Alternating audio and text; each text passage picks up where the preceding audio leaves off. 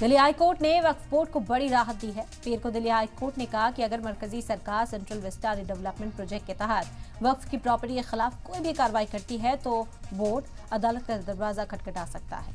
Justice पुरुपेंद्र Kumar ने यह हुक्म दिया है। साथ ही कहा कि सेंट्रल विस्टा प्रोजेक्ट को सुप्रीम कोर्ट की मंजूरी मिली है।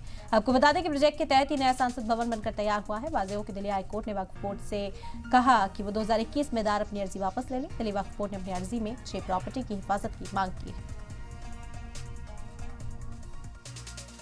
सेंट्रल विस्टा प्रोजेक्ट को लेकर दिल्ली हाई कोर्ट ने एक बड़ा फैसला सुनाया है। दरअसल साल 2021 में दिल्ली वक्फ बोर्ड ने सेंट्रल विस्टा प्रोजेक्ट के तहत आने वाली मस्जिद और मज़ारों को लेकर एक पिटीशन दाखिल की थी, जिसमें ये कहा गया था कि इन सभी मस्जिदों को और मज़ारों को प्रोटेक्ट किया जाए। लेकिन साल 2024 यानी 22 जुलाई साल 2024 को दिल्ली हाई कोर्ट ने एक ऑर्डर पास किया, जिसमें कहा गया कि अगर आपको सेंट्रल गवर्नमेंट की तरफ से सेंट्रल विस्टा प्रोजेक्ट की तरफ से कोई किसी तरह का कोई नोटिस आया है तब आगे बात कीजिए, अन्यथा इस पर बात करना अभी जल्दबाजी होगी। लेकिन आपके लिए दरवाजे फ्यूचर में खुले रहेंगे।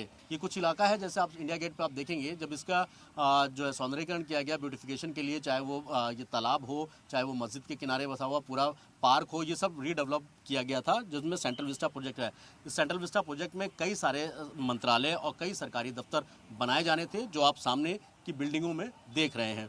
ये सब बिल्डिंग जो है वो सेंट्रल विस्टा प्रोजेक्ट के तहत ही बनाई जा रही थी। लेकिन साफ तौर पर ये कहा गया, कोर्ट में ये कहा गया कि जब तक आपके पास किसी सेंट्रल एजेंसी या फिर सेंट्रल विस्टा प्रोजेक्ट की तरफ से आपको कोई नोटिस ना आए, तब तक आप इस पर किसी तरीके की कार्रवाई ना करें। और ना ही दूसरी तरफ कि आपके पास जब किसी तरीके का कोई नोटिस, चाहे वो सेंट्रल गवर्नमेंट हो, चाहे वो सेंट्रल विस्टा प्रोजेक्ट हो, उनकी तरफ से नहीं आया है, तो फिर अभी कोई औचित्य नहीं बनता कि इस पर सुनवाई की जाए। हालांकि आप इस पिटीशन को वापस ले लीजिए। लेकिन वहीं दूसरी तरफ दिल्ली हाई कोर्ट ने रास्ता भी खुला रखा है वक्फ बोर्ड के लिए, और ये कहा है कि अगर फ्यूचर में इस तरीके का नोटिस या इसको तोड़ने की कवायद की जाती है तो आप कोर्ट का दरवाज़ा खटखटा सकते हैं।